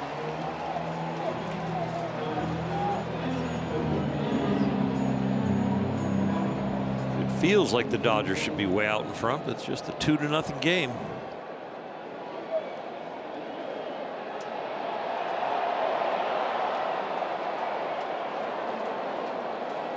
Hurts 1-2. Marte leaves it in the dirt. 2-2. Marte 0 for 3 tonight, and 1 for his last 21. Still, you fear him, especially when he's up there representing the tying run. And with Carroll on deck, who's got a lot of revenge on his mind.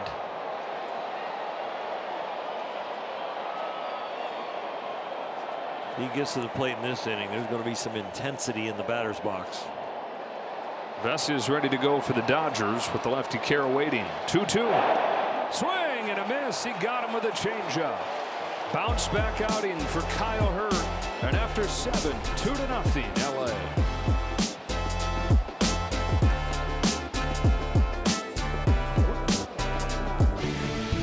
Back-to-back world champion Dodger baseball on Sportsnet LA is brought to you by your Southern California Ford dealers. Discover the complete Ford lineup, rugged, stylish, and powerful trucks and SUVs engineered for your adventures. 2 runs in the 5th inning for the Dodgers, all that this game has to it. Miguel Rojas will pinch hit for Alex Freeland, and Brandon Garcia comes in and fires strike 1. Garcia had a 1-2-3 inning against the Dodgers earlier in this series, and he's given up just 1 run in 14 games this year.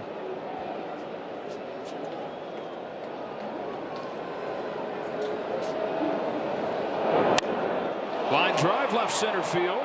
Troy there to make the catch. Troy almost took a Corbin Carroll route. Looked like he was busted in on that one and had some carry. Made a slight adjustment in his last few steps.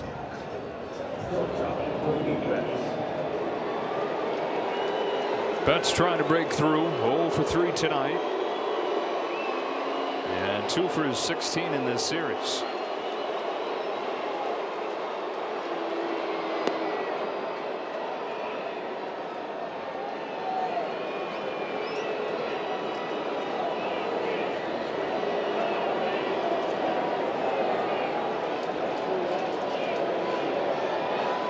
A 1-0 from Garcia. He lofts it to center field, sends Waldschmidt back onto the track. He's got it, and 2 out.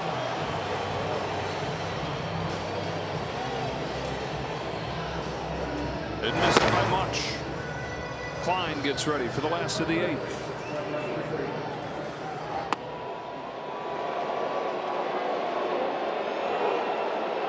Freeman's 0 for 3. Dodgers have 5 hits in this game. 4 of them came from 6 on down.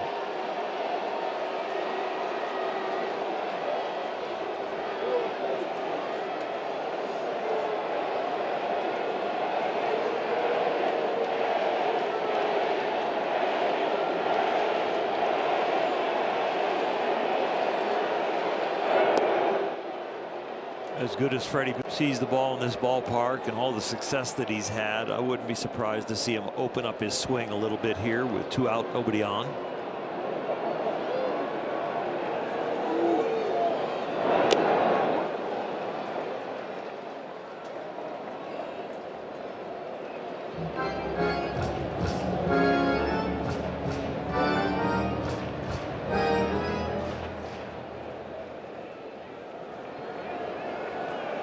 Finish high, make it fly. Chopper, race to the bag. Garcia is there, and Freddie's saying, I don't want anything to do with anything around first base. I've been watching.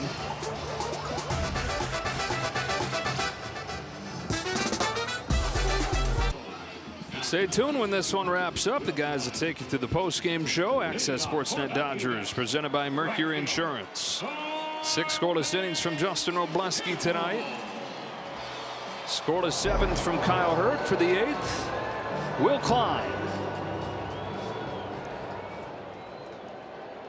Klein looking for the same thing as Hurt, and that is a bounce back outing. He didn't give up any runs technically, but it's a much bumpier path than he's used to riding. 3 hits and a walk in 1 1/3 earlier in this series.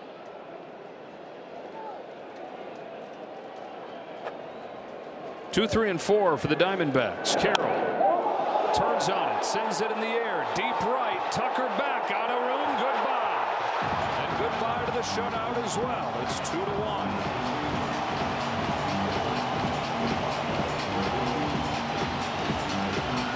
First run for the Diamondbacks since Tuesday night.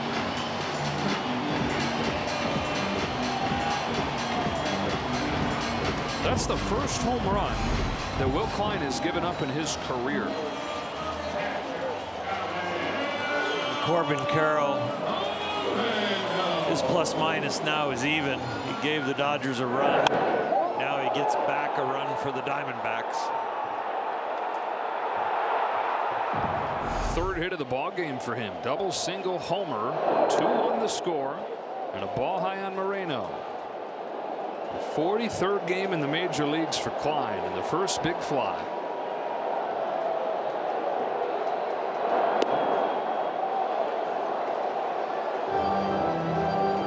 Having a little trouble getting the ball down in this outing. The only time he's gotten it down is when he's pulled it to the glove side.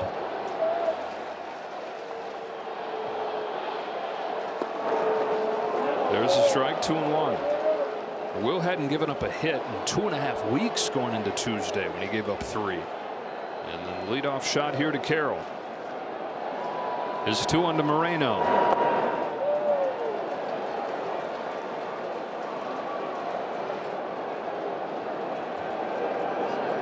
Shaking his head at himself. He's kind of throwing right now, not delivering the ball. He's got to wait a little bit, be more patient with his delivery. Vesia starts to ramp up again. Outside, ball 4.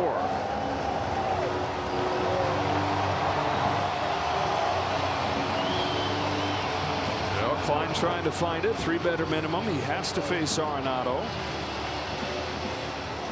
Because Alex Vesia is so neutral, it's not a sure thing that you got to wait till you get through this run of right-handers to go to him. If you don't feel like Klein has it. I think you need to find your fastball location very quickly, because Arenado, if he goes with the breaking ball to where he's been hanging them a little bit, that is right in Nolan's bat speed.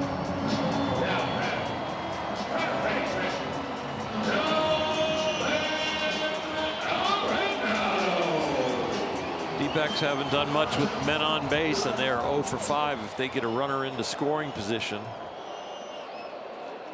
They've left more on base than the Dodgers have.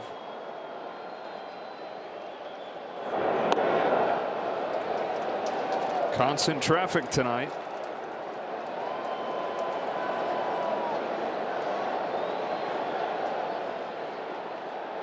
Making the Dodgers sweat here late as LA tries to finish off a series win. Klein's 1-0. Arenado hits it foul.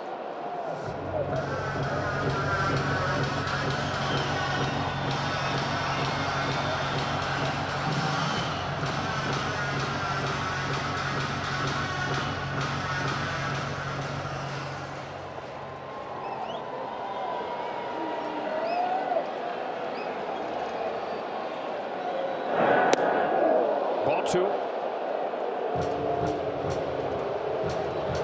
Well, Will he is convinced the Diamondbacks that he can't throw a breaking ball for a strike. He's thrown one, but they are going to be sitting on the fastball.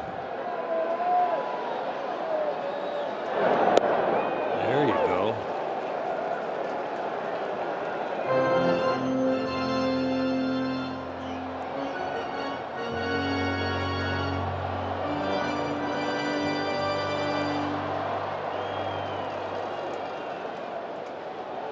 Tying run at first. Nobody out in the 8th. The 2-2 from Klein. Did he go? No swing. Ball 3. It was overhung, and you're glad it is, because if it's hung at that height and it's out where Nolan can get to it, it's very hittable.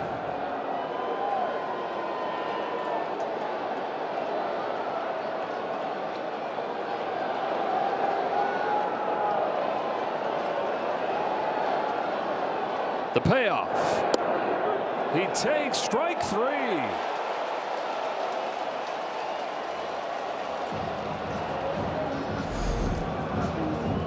It's not your best, but it's effective. Hanging breaking ball. Nolan thinking he's definitely going to throw me a fastball, but he doesn't.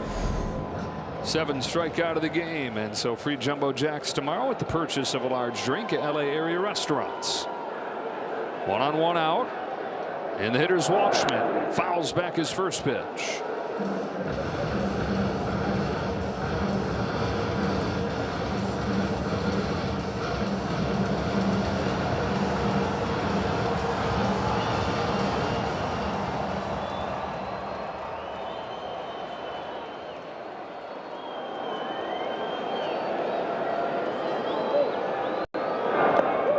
Good stop by Rushing.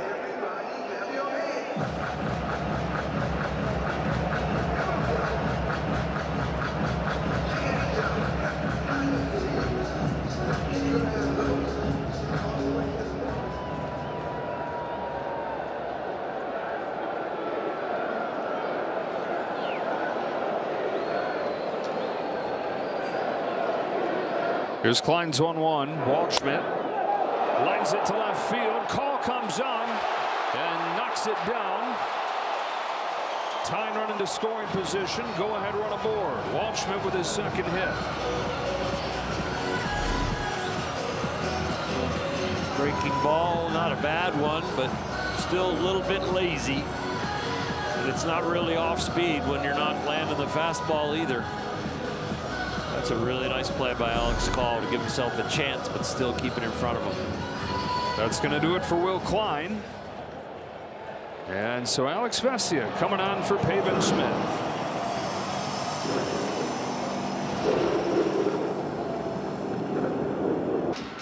Alex Vesia is brought on for the Dodgers in a 2-1 game in the 8th. He loves the pressure. He loves the energy. This is exactly where he wants to be, what he trains for. Trying to pick up his friend's mess.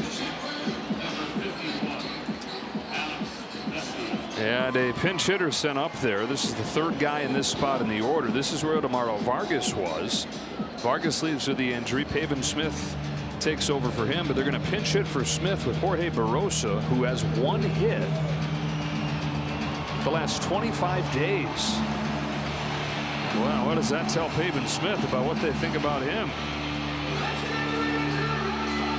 And with the pinch hitter announced, Mark Pryor delivers the scouting report to Vesia. And you do get the platoon advantage, but it only ticks up your chances a little bit. Yeah, lefties hit below 100 against Vesia, but righties hit about $150. Over the course of this year, he has inherited 14 runners. He inherits 2 more here, but only 1 of those 14 have scored. One of the best in baseball getting out of jams. First and second, 1 away. It's Moreno at second and Waldschmidt at first. Vesia to a pinch hitting Barossa. Downstairs, ball 1. D-backs now within 1 run. They are 0 for 5 with runners in scoring position. They have left 7 guys on base tonight.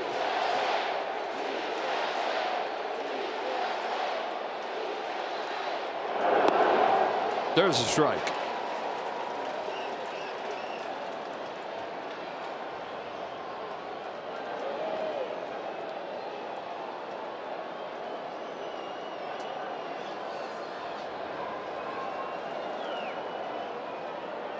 The 1-1 pitch. Barossa skies it to left center field. Pages hollering. He's got it. He does. 2 out.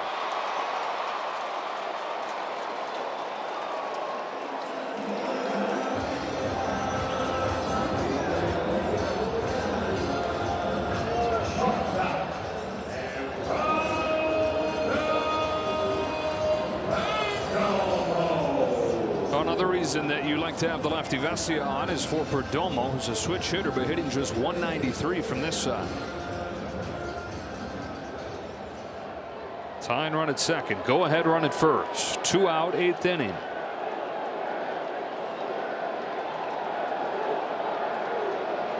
Perdomo takes right down the middle with a changeup.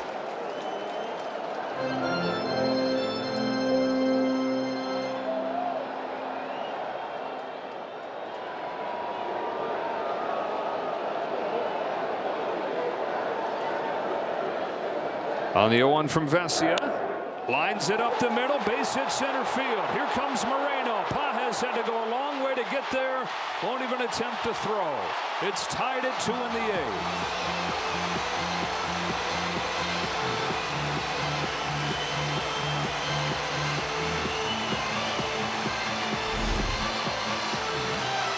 This makes them 1 for 7 with runners in scoring position. It is a good piece of hitting on fastball. First pitch changeup, goes back with the heater. Left that out over the plate, and he didn't miss it.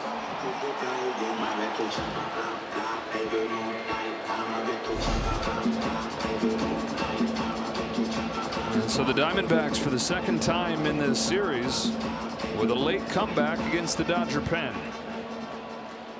2-2, 2 on, 2 out.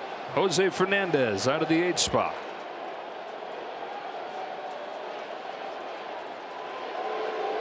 So now you look ahead to the 9th inning. Pages, Tucker, Will Smith due up. And remember, Shohei Ohtani available off of the bench tonight.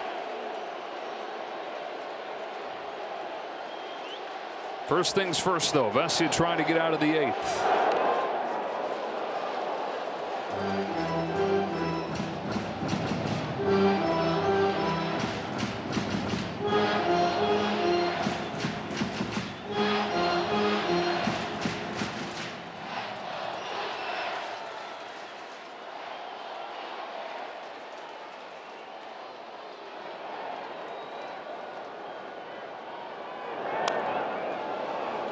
Strike 2. Here we are in game 4. I think it's the most energy we felt in this building.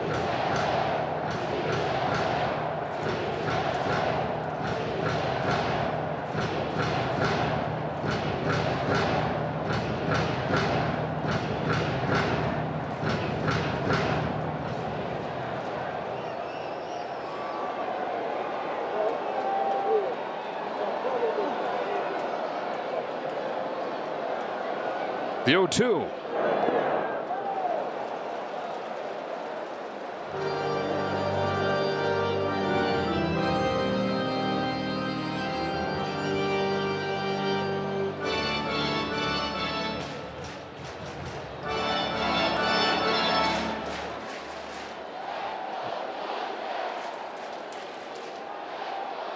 Vesia to Fernandez, the 1-2 pitch in the dirt.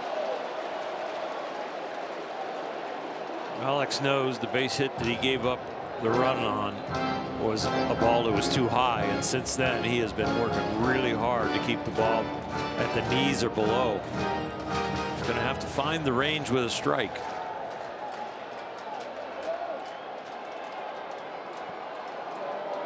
Comes home, and Fernandez fights it off and stays alive.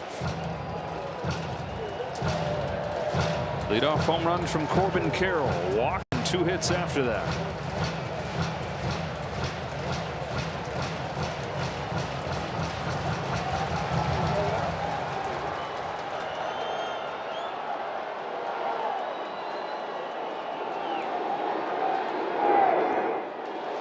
Ball 3.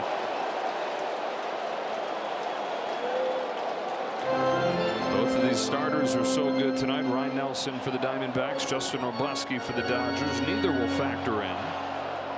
It's up to the bullpens.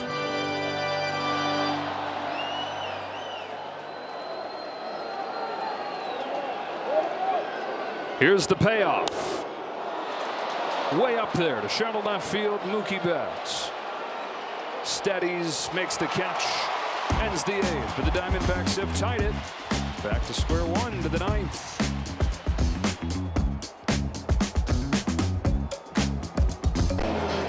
Brand new ball game to the top of the 9th inning. Joe, Orl, and Kirsten here in Phoenix. It look like the Dodgers are going to ride Justin Robleski to win in this series, and they still may. Win 3 out of 4 here in Phoenix, but they're going to need some more offense. Paul Sewald on to pitch the top of the 9th, tied at 2. Right guys coming up here. Pages to lead off. Fastball's a little bit up. Pages 0 for 3 tonight. A bit of a quiet last week. He's chipped in some extra base hits and a few RBIs here and there, but more than a hit in each game, and looking for his first one tonight. They bring in their closer in a tie game. 15 of 16 save opportunities, converting them. They're looking for the split in this series. Dodgers looking for the win in this series. Sewald got his 101st career save earlier in this series on Monday night. Delivers 2-0. Almost hits Pages. Ball 3. Andy thinks that it did.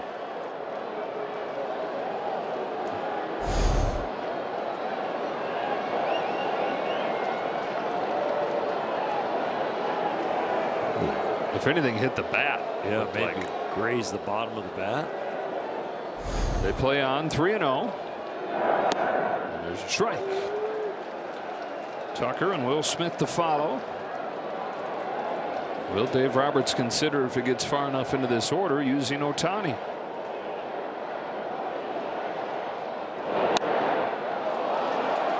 Way up there.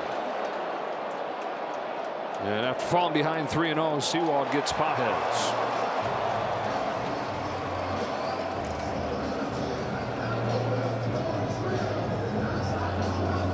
One gone in the 9th. Here's Kyle Tucker.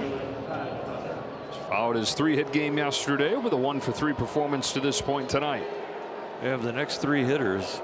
Kyle Tucker is probably swinging the hottest bat.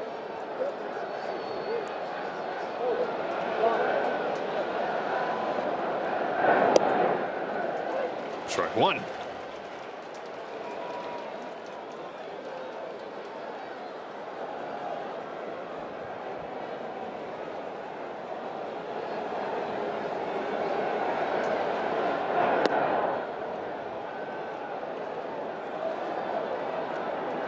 Nine 1-2 due up for the Diamondbacks. Bottom of the 9th inning. Tanner Scott's getting ready. Strike 2 on Tucker.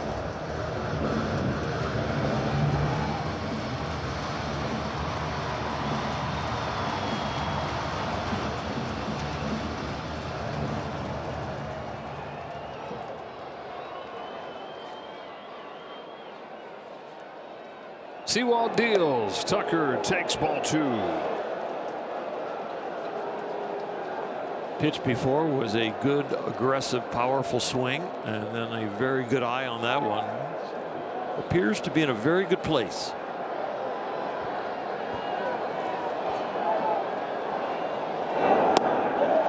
Swings through that sweeper, 2 out.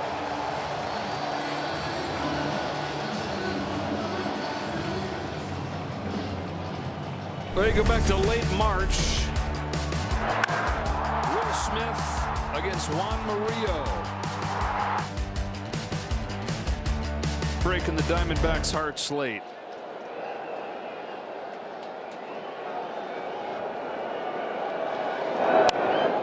Down the line, it's a fair ball. Doing his best to break D-back hearts again. Into second with a 2-out double. Go ahead run in scoring position here in the 9th. Well, the narrative around Will lately is stay right where you're at, the middle of the field. But here he does pull one in the air right down the line, gets himself 2 bags and puts himself in scoring position. Get some energy. And now it is Espinal. Came off of the bench for Max Muncy when Muncy was hurt earlier. Singled his first time up. Laid on this fastball. This is only the 3rd runner in scoring position for the Dodgers as far as an at bat. They are 1 for 2 so far with 3 left on base.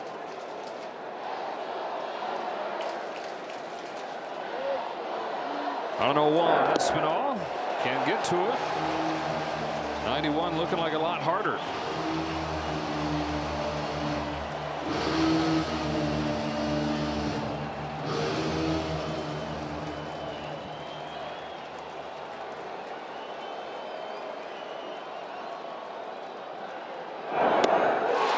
Struck him out. So to the bottom of the 9th. Still tied at 2.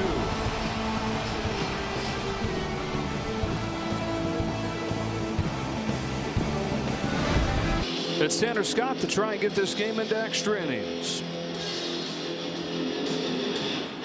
1 day off from a 1/3 of an inning and 7 pitches. Should feel fine and feel comfortable out there on the mound.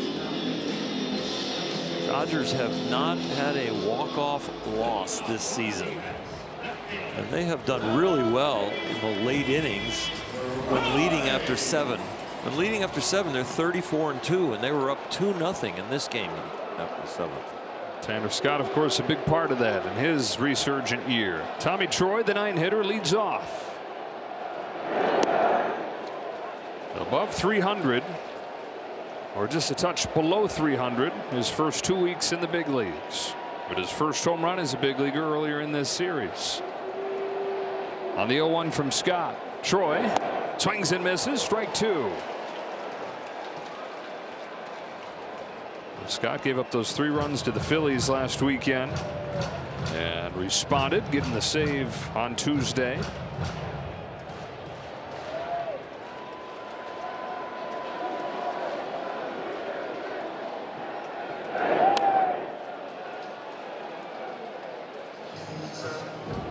Troy and Payne have found that ball off his foot. Where's the shin guard, but looks like it missed that.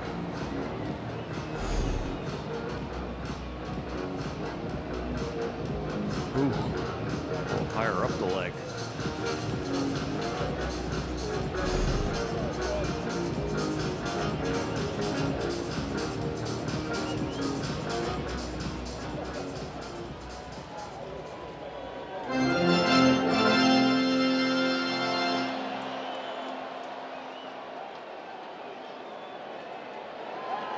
Another 0-2 from Scott. Troy tries to lay off, rushing, asking somebody for something, pointing all over the place. It's foul tip. Yeah.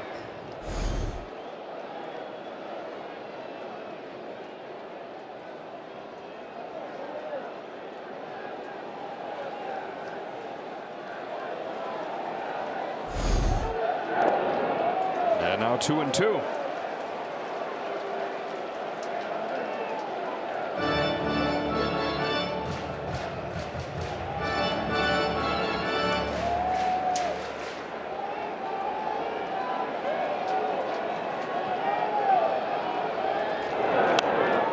Foul Foul tip, by the way, not a reviewable play.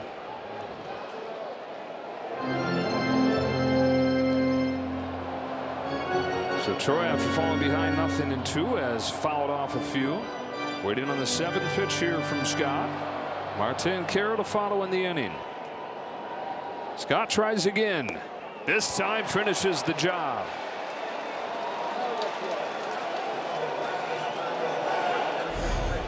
Really aggressive with this slider. That is an outstanding pitch. Right on the corner.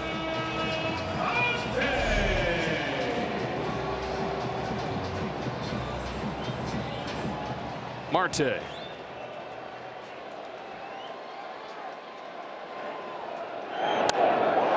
Down the line, good night. Long gone. Second deck walk-off home run, Ketel Marte.